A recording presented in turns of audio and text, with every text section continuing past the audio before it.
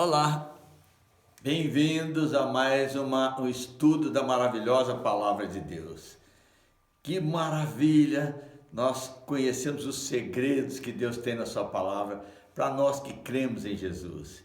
E por que cremos em Jesus? Porque um dia nos foi revelado o amor de Deus, nos mostrando o seu Filho crucificado para nos salvar. Que mensagem é esta? Cristo, Filho do Deus vivo, morreu por nossos pecados. Ele foi sepultado, mas ao terceiro dia ele ressuscitou e voltou para a casa do Pai. Que coisa maravilhosa! Os discípulos viram Jesus subir, desaparecer nas nuvens e ficaram ali extasiados quando dois anjos apareceram e trouxeram uma notícia que Jesus já tinha dado para eles. Os anjos disseram a eles: esse Jesus que dentre vós foi assunto ao céu, virá do modo como viste subir. Do mesmo jeito que Jesus subiu, ele vai voltar. Sem dúvida nenhuma, Cristo virá outra vez. A primeira vez ele veio dar a vida pela humanidade. A segunda vez ele vai vir para buscar aqueles que creem nele, aqueles que amam a sua vinda, a sua noiva. Depois nós voltaremos com ele, porque ele vai começar a reinar nesse mundo. O seu reinado não terá fim. Que coisa maravilhosa! Obrigado, Jesus! Obrigado, Jesus! Isso é que tem que sair dos nossos lábios o tempo todo. Muito obrigado, Jesus! Então vamos orar para que o Espírito do Senhor fale conosco nesse estudo, porque Deus tem prazer de revelar os seus mistérios para nós que o amamos e somos seus filhos. Pai, nós queremos te agradecer, Senhor, por essa oportunidade, Senhor, de mais uma vez estudar a tua palavra. Hoje nós sabemos, papai, que estamos nessa terra, mas não fomos criados para viver aqui eternamente, Senhor. Por isso, muito obrigado, Senhor. Fala conosco em nome de Jesus. É verdade, irmão, nós só estamos aqui. E por poucos anos, não é assim? Quantos anos nós vivemos aqui? 50, 60, 70, 100 anos. Que bom que estamos aqui, mas não somos daqui. Há um lugar que Deus preparou antes da fundação do mundo para todos aqueles que o amam. E é para lá que nós vamos. Quanto tempo, você pode perguntar, nos resta nesse mundo? Bom, depende da idade. Eu estou com 70 anos. Eu não sei se eu vou viver mais 30 anos, ou não sei. Mas o tempo de vida do homem é 70 anos, 80 anos. Mas além desse tempo pré-determinado por Deus para vivermos nesse mundo, ainda existe o tempo de Deus que nós precisamos conhecer. Jesus prometeu nos buscar e parece que está chegando a hora. Então, se você é novo ainda, tem 15 anos, mas crê em Jesus, o seu tempo é quando Jesus voltar. E nós subiremos com ele para os céus, deixaremos essa terra. Jesus prometeu nos buscar e parece que está chegando a hora. Então não sei quanto tempo nos resta. Quem não gostaria de estar com Jesus ali na ceia, ouvindo as palavras maravilhosas dele, quando pegou aquele pão: isto é o meu corpo que é dado por vós. Jesus levou no corpo dele todos os nossos pecados, por isso o seu corpo teve que morrer. O corpo de Jesus levou todos os pecados do mundo inteiro. Este é o meu corpo, Jesus disse, que é dado por vós. Depois Jesus pegou o cálice com vinho e disse: esse é o cálice do meu sangue, o sangue que é derramado para a remissão de pecados. E esse também é o sangue da nova e eterna aliança. Vocês têm uma aliança comigo agora. Eu dei a vida por vocês. Quem crê em mim não morre jamais, mas passa dessa vida para a vida eterna. E Jesus, querendo já consolar os seus discípulos, disse: não se turbe o vosso coração. Na casa do meu Pai há muitas moradas. Se não fosse assim, eu diria a vocês: não, vocês não me verão daqui a pouco, mas eu vou preparar lugar para vocês. E quando eu for e vos preparar lugar, eu voltarei e vos receberei para mim mesmo, para que onde eu estou, onde ele está? Onde ele está? nesse lugar maravilhoso, onde não tem choro, não tem morte, onde a vontade de Deus é feita, onde só há alegria, onde é impossível ter tristeza, onde eu estou, estejais vós também. Que promessa de Jesus! E através do profeta Amós, o Senhor nos deixou essa revelação. Certamente o Senhor Deus não fará coisa alguma sem primeiro revelar o seu segredo aos seus servos, os profetas. Mas interessante, até a vinda de Jesus, o segredo, esse segredo do arrebatamento, foi guardado. Nem os profetas sabiam desse mistério. Deus guardou esse mistério para ser revelado aos que viessem a crer em seu Filho amado. Jesus começou a revelar isso para nós que cremos nele. Por isso o apóstolo Paulo chamou o arrebatamento de mistério. Eis que vos digo mistério, diz o apóstolo Paulo. Nem todos dormiremos, ou seja, nem todos vamos morrer, mas transformados seremos todos. Num momento, num abrir e fechar de olhos, ao ressoar da última trombeta, a trombeta soará, os mortos ressuscitarão incorruptíveis e nós seremos transformados. Ou seja, as pessoas que já morreram, o seu corpo virou pó, Deus vai trazer o corpo de volta outra vez, incorruptível. E nós que ainda estivermos vivos, Ele vai transformar esse corpo mortal para vivermos eternamente. Porque é necessário, ele diz, que esse corpo mortal se revista da imortalidade. Pense bem, você vai receber um corpo imortal.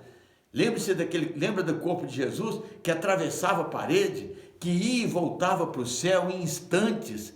Esse corpo que Deus tem preparado para mim e para todos aqueles que creem nele, um corpo imortal. E o apóstolo Paulo diz: ora, ainda vos declaramos por palavra do Senhor isto, nós os vivos, os que ficarmos até a vinda do Senhor, de modo algum precederemos os que dormem. Que coisa maravilhosa! Aqueles que o seu corpo já foi sepultado terão primazia. Primeiro Jesus vai ressuscitá-los, vai transformar o corpo dele num corpo de glória e depois nós seremos transformados.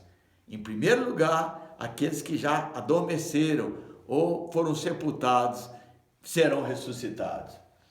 Porquanto o Senhor mesmo, dada a sua palavra de ordem, ouvida a voz do arcanjo e ressoada a trombeta de Deus, descerá dos céus e os mortos em Cristo ressuscitarão primeiro. Então a minha mãe, que faleceu há pouco tempo, vai ter a primazia de sair do túmulo primeiro glorificado e depois eu serei transformado. Isso tudo vai acontecer num instante, num piscar de olhos.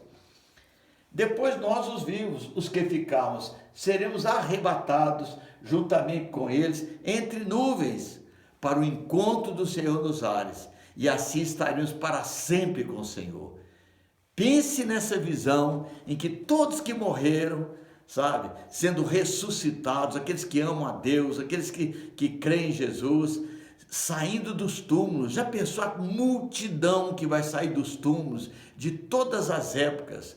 E aqueles que estiverem vivos no tempo presente, junto com eles, que multidão, milhões, bilhões de pessoas encontrar com o Senhor nos ares para finalmente estar com Ele para sempre. Consolai-vos, pois, uns aos outros com essas palavras. Não fique ouvindo tanta notícia de morte, morreu, e coronavírus, hoje morreu tantos, amanhã não sei aonde morreu tantos. Não! Console-se com essa palavra, os mortos vão ressuscitar, nós seremos transformados, encontraremos com o Senhor nos ares e viveremos com Ele para sempre. Bem, é verdade, ninguém precisa acreditar, crer no arrebatamento para ser salvo. Existem muitas pessoas, tem muitas doutrinas aí que não creem que vai haver o arrebatamento, outros creem que vai ser antes da grande tribulação, outros durante, outros depois. Bom, o importante é que não é necessário crer no arrebatamento para ser salvo, mas o arrebatamento acontecerá porque ele é necessário. É necessário e nós vamos adiantar um pouquinho nisso. É necessário acontecer o arrebatamento. É necessário que o Senhor nos tire desse mundo. Não existem sinais para o arrebatamento.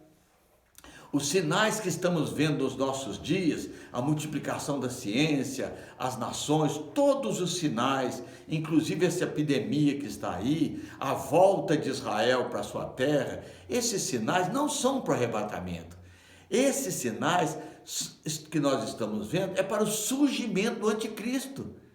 O anticristo precisa vir. Assim como Jesus virá um dia, o anticristo também virá e se apresentará nessa terra. Mas primeiro nós temos que ser tirado, porque nós sabemos que qualquer um que vier dizendo que é o Messias é falso. Então nós precisamos conhecer o calendário de Deus para saber que estamos vivendo um tempo em que a manifestação do anticristo está muito perto. E antes que ele se manifeste, antes da última semana que Deus vai tratar com Israel, nós precisamos ser tirados aqui dessa terra.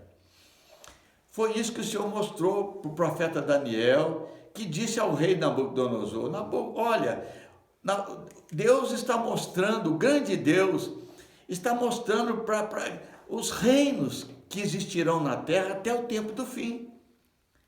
E a cabeça de ouro era a Babilônia, que já passou. A de prata, os Medo-Persas já passaram. O bronze, o Império Grego já passou. As pernas, o Império Romano, que se dividiu em oriental e ocidental. Então só nos falta os pés. É o último reino, aqueles 10 reinos. É o calendário de Deus.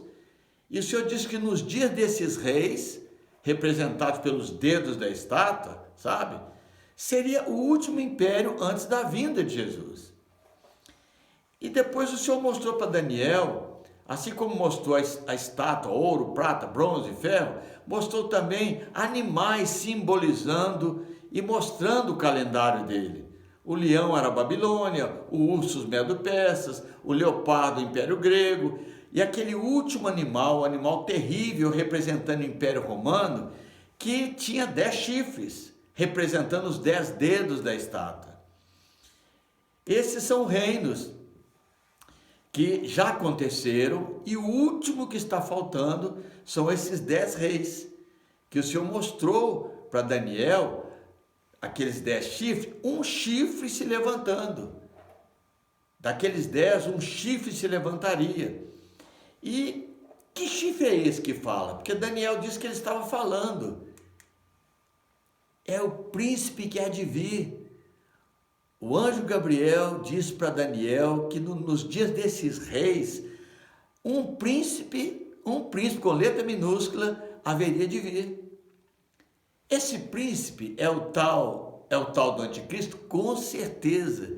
Desses 10 reis é que vai sair esse tal príncipe que é conhecido, que nós sabemos que é o anticristo, que é o iníquo. Quando o anticristo virá? Olha, com certeza não vai demorar muito, por causa dos sinais que temos visto nesses dias. E alguma coisa está impedindo que ele se manifeste. E o apóstolo Paulo diz: e agora sabeis o que detém, para que ele seja revelado somente em ocasião própria. Então o apóstolo Paulo está dizendo que o anticristo virá, mas existe alguma coisa impedindo que ele seja revelado, até que chegue o tempo de Deus para que ele seja revelado. E Paulo diz: com efeito, o mistério da iniquidade já opera, e aguarda somente que seja afastado aquele que agora o detém. Quem é que detém a manifestação de anticristo? É a igreja de Jesus que está aqui. É o Espírito do Senhor que está na sua igreja, que ainda está na terra. A terra precisa ser tirada para ele manifestar. A igreja precisa ser tirada para que ele se manifeste. Então, diz o apóstolo Paulo, será de fato revelado o iníquo, né? Que é o anticristo, o príncipe que há de vir, a quem o Senhor Jesus matará com o sopro de sua boca e o destruirá pela manifestação de sua vinda. Não é maravilhoso? Nós sabemos o fim da história, Sabemos a maldade que esse homem vai fazer, mas sabemos o fim dele também. A quem o Senhor Jesus matará com o sopro de sua boca e o destruirá pela manifestação da sua vinda. E o apóstolo Paulo continua dizendo: o aparecimento do iníquo, né, o anticristo, o príncipe que há de vir, é segundo a eficácia de Satanás, com todo o poder e sinais e prodígio da mentira, para enganar aos que perecem, porque não acolheram o amor da verdade para serem salvos. É verdade, Deus enviou o seu Filho ao mundo, dividiu a humanidade em antes do seu Filho e depois, antes de Cristo e depois de Cristo. Por todo mundo a história do Filho de Deus é contada, mas muitos não querem reconhecer que precisam de Jesus Cristo, o Filho do Deus vivo, que deu a vida pelos pecadores. Muitos não querem reconhecer orgulhosamente, muitos não querem viver com Deus. Então, esse iníquo vai aparecer é para enganar, porque não acolheram o amor da verdade para serem salvos. O amor da verdade é Jesus Cristo crucificado, porque o pecador precisa de um Salvador. Rejeitam a Deus. Eu, às vezes, digo que uma pessoa, para ir para o inferno, ela tem que receber uma medalha, porque conseguir resistir ao amor de Deus, conseguir resistir à verdade de Deus, tem que ganhar uma medalha. É por esse motivo, apóstolo Paulo, que Deus lhes manda a operação do erro, para darem crédito à mentira, a fim de serem julgados todos quantos não deram crédito à verdade. Todos quantos não deram crédito à verdade. É por este motivo, o iníquo vai aparecer, porque Deus quer que o mundo saiba que Ele amou o mundo, Ele deu o seu Filho pelos nossos pecados, sabe? Mas as pessoas resistem, negam, não querem. Então o Senhor vai permitir que esse iníquo, com todo o poder e sinais e prodígios, engane, porque para eles darem crédito à mentira, a fim de serem julgados todos quanto não deram crédito à verdade. Então o anjo Gabriel disse a Daniel: Daniel, o príncipe que há de vir fará aliança com muitos por uma semana. É a última semana que falta para a nação de Israel. O anjo Gabriel disse a Daniel: 70 semanas estão declaradas para o teu povo. 69 já se cumpriram. Falta uma semana quando o anticristo vai operar na terra. E nesses 7 anos, ele vai fazer aliança com muitos por uma semana, ou seja, 7 anos. E ele vai ter grande poder, por isso muitos vão crer nele. Não vai ser um homem comum, esse homem vai ser um homem com grande poder, não por sua própria força. É o príncipe desse mundo, Satanás, que vai dar poder e força a esse homem para que todos sejam enganados por ele. E talvez você pergunte: como o mundo se unirá a um líder? Porque o mundo nunca conseguiu ficar unido, as nações estão mais divididas do que nunca, né? Cada um com seus pensamentos, com as suas políticas. Como o mundo se unirá a um único líder? Muçulmanos, como que vai unir muçulmano, judeu, hindu, comunista? Como? Tantos pensamentos diferentes, tantas religiões diferentes. Como esse homem vai conseguir unir essa diferença de pensamentos, de religião? Como? Como pensamentos tão diferentes vão se unir e seguir esse homem? Como o mundo se unirá? Só há uma maneira de o mundo realmente se unir: com o cataclisma mundial. Essa pandemia quase foi mundial. Nós nem podemos falar que é uma pandemia, nós temos que falar que é uma epidemia em muitas nações. Porque pandemia é quando é no mundo todo. Então é necessário acontecer alguma coisa no mundo todo, para que o mundo todo tenha um inimigo comum, ou uma questão comum, para que alguém se manifeste. Imagine, se milhões de pessoas desaparecerem em todo o planeta. Imagina, hoje morreram tantas pessoas de coronavírus. Imagine milhões de pessoas desaparecendo de todo o mundo, de toda a América do Sul, Central, América do Norte, de toda a África, de toda a Europa, de toda a Ásia, de toda a Oceania, de todas as nações do mundo. Todas as nações. Muito, muito, muito pior do que um vírus. Então, essas pessoas desaparecendo, o mundo inteiro vai ficar inquieto. O que é que aconteceu? Porque o único povo que sabe que haverá um arrebatamento são aqueles que creem em Jesus e creem nas promessas de Jesus. Mas quem não sabe vai pensar, será que foi um disco voador? O que será que aconteceu? Imagine, meu filho desapareceu, minha mãe, meu pai, meu tio, no mundo inteiro desapareceram. O vírus não desaparece, o vírus mata a pessoa, eles enterram a pessoa. Mas quando desaparece, o mistério é grande demais. O mundo vai ter que encarar esse mistério e alguém terá que explicar o que aconteceu e assumir o controle. Provavelmente é aí que o anticristo vai se manifestar para explicar, para tirar o medo da humanidade, para regular toda a humanidade, porque vai ser uma confusão no mundo inteiro. E como será maravilhoso, porque se milhões vão desaparecer, muita riqueza vai sobrar nesse mundo que o anticristo vai usar para enganar. Ele é o príncipe que há de vir.